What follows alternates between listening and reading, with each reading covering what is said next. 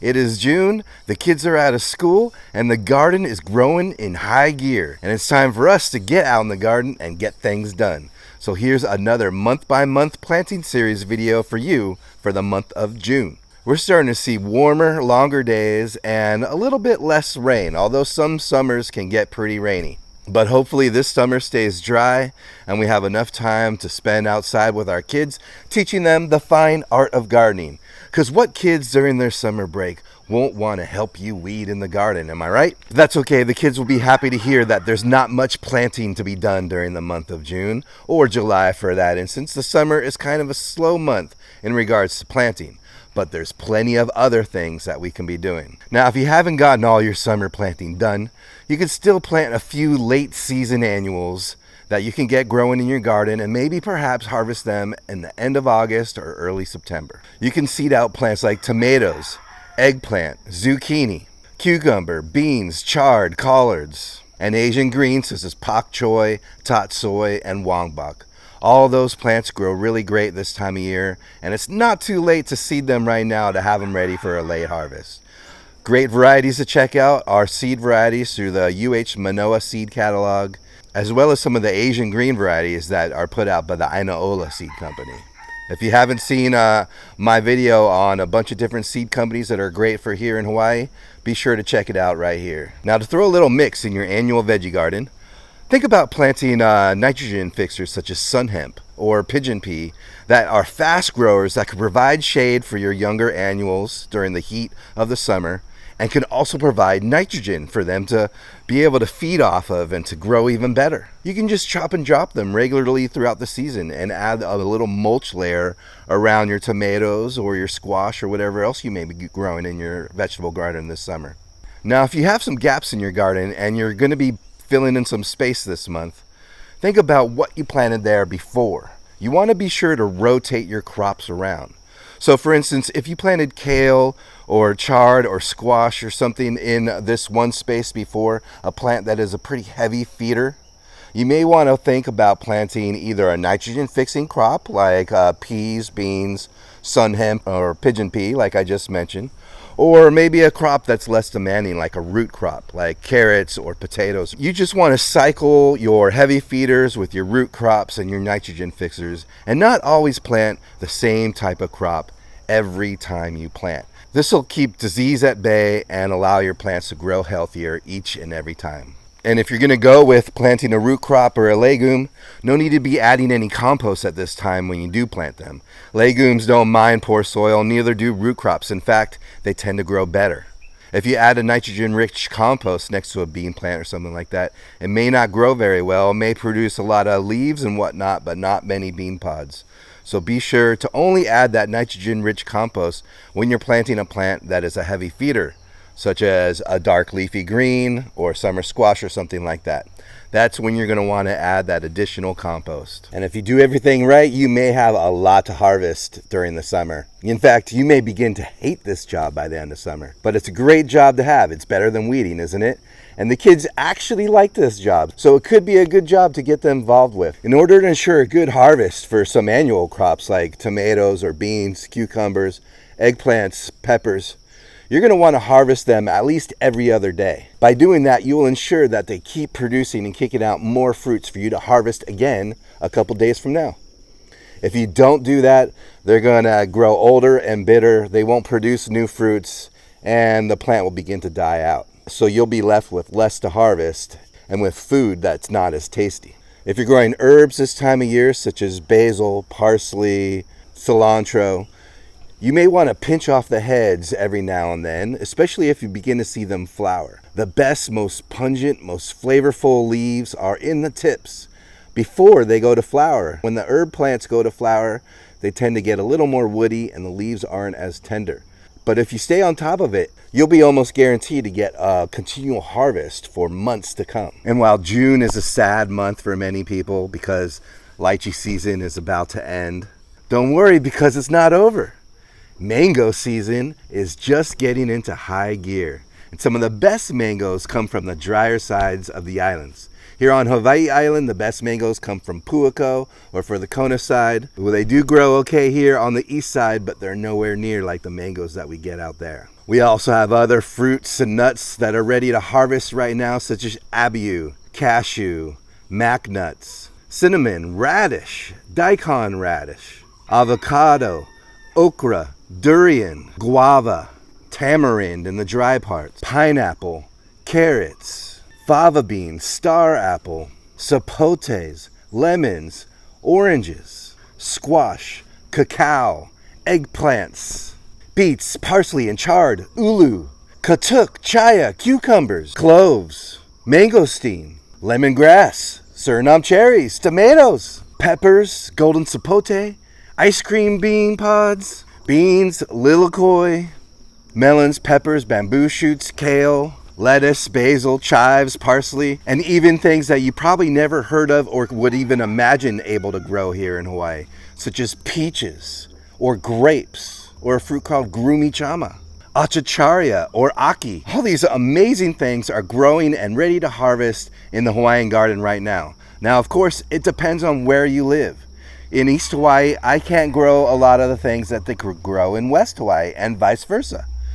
But by living on an island and having a close network of trade amongst the people that live here, we can produce abundance for everybody that lives here. We just need to start growing more fruit trees that grow well where we live. In fact, every time I eat a seed, I tend to plant those seeds. I like to get some potting soil, a little bit of cinder, and I mix those two things up. I throw every seed in a pot and keep it watered. Within a couple months, I'll have a nice small fruit tree that I can either grow out in my garden, or I could share with my neighbors, or even sell them to people. Now, when it comes to jobs in the garden that maybe your kids might be into doing, I got a few for you. Are you planting any squash or melons this time of year that are trailing all over the ground or whatnot? Well, get your kids to prop up the fruits on little cans or pie tins so that they can stay off the ground, so they don't rot, and so that insects don't infect them. And this will ensure that you'll have better fruit ready to harvest when that time actually comes. Now, a project I like to do around now is going through my banana clumps and starting to thin them out, cut any dead leaves, and get them a little bit better managed. They tend to get a little carried away sometimes, especially with these cooking bananas, the ice cream bananas that I have. They'll throw up lots of keikis. And you don't really want to have too many banana plants growing with each other. About 3 to 5 plants per clump is considered good. That way you get the largest racks possible. So if you see too many keikis coming up, dig those out of the ground, plant them somewhere else, share them with a friend or neighbor, make some room, create some space in your banana patch, get rid of old dead leaves or old banana stalks that you haven't chopped down yet. Just clear it out and then add a bunch of mulch and compost in there and watch those babies grow. And when it comes to thinning plants, you can continue to do that with other fruiting plants around your property, such as on your lemon tree or your abiu tree or Japota. Thin some of the fruits so that they're not crowding each other. If you thin and give room for each plant, you'll get larger fruits and you'll get tastier fruits, in fact. You don't want to be the guy with 1,000 fruits, but they're all like super tiny with a big seed, right?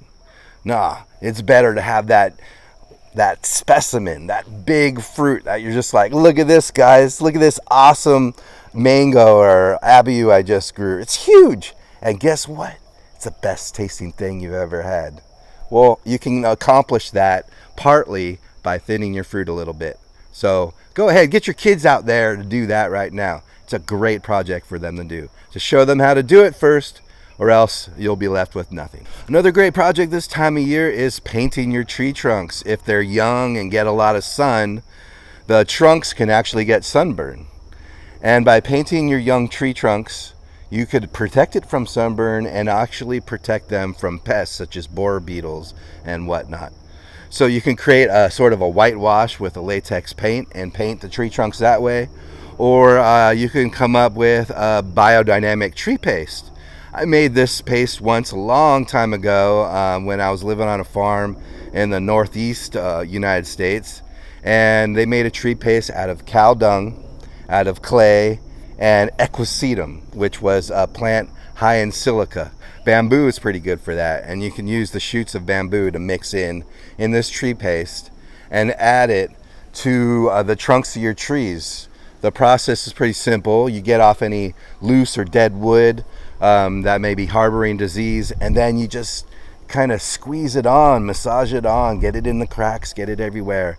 That'll help with sunburn, and that'll help with the pests. And if you have any citrus trees that aren't fruiting this time of year, the summer could be a great time to prune them back. It'll encourage this new fresh growth that in fact is where the new young fruits tend to grow. They grow on the 1-year-old wood of the fruit tree.